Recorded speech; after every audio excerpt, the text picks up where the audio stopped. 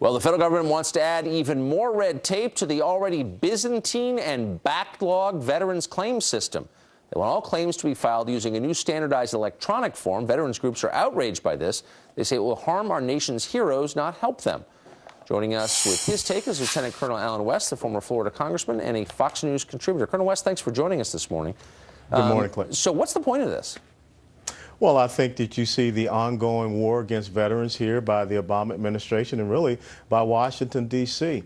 You know, I really find it quite complex and heinous that the ease by which you can go on food stamps or the ease by which you can get an electronic benefits transfer card, but yet we're making it more difficult for the men and women who have been willing to do that and give that last full measure of devotion to be able to get the benefits and the care and the disability claims ratings that they rightfully deserve. And we're just extending that timeline. So I don't know why we want to make it more difficult. I'll give you another great example of what's happening for our veterans also is this week, 189 TRICARE service centers will be closed as of 1 April. Now, the administration is saying that that's going to allow them to save $50 million a year. But on the other hand, you saw $52 million spent by this administration to pay for commercial advertisements for Obamacare using Magic Johnson and Alonzo Mourning. So our priorities are upside down when it comes to taking care of our veterans. So it's easier to get welfare than it is to get veterans' disability benefits. Could that have something to do with this fact? The overwhelming majority of welfare recipients voted for Obama in 2 elections, and the majority of veterans did not.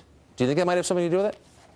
I think that has a lot to do with it because everything for this president and this administration is definitely political.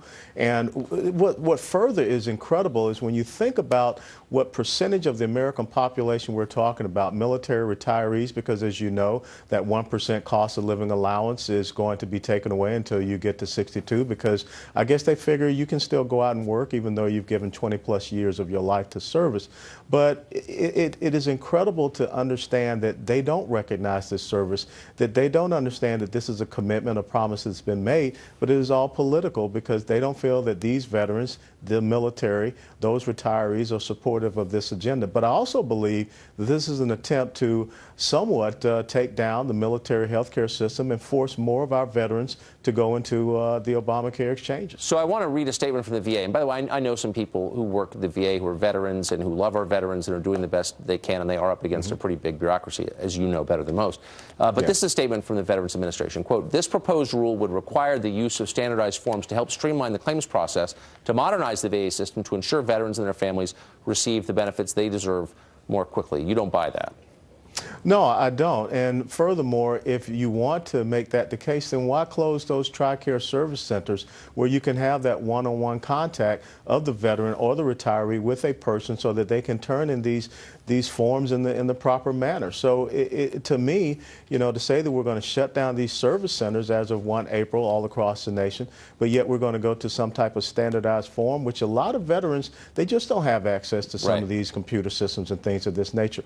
Why don't we facilitate and make it easier for them instead of making it more difficult? Colonel Allen West joining us from Washington this morning. Colonel, thanks a lot for coming on. I appreciate it. Thanks, Tucker.